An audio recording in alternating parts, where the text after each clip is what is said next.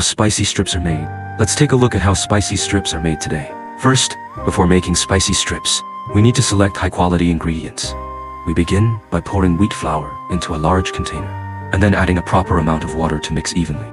The purpose of stirring is to ensure the flour and water blend well.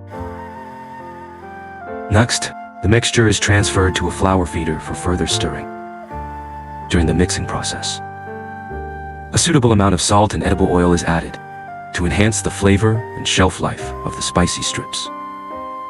The well-mixed dough from the feeder and extruder is then forced through the extruder screw at high temperature, shaping it into strips. The 162 degrees Celsius high temperature quickly cooks the gluten. The high temperature extrusion process produces a softer, chewier texture compared to traditional frying methods, making it healthier. The semi-finished long strips are then cut into appropriate lengths by a cutting machine.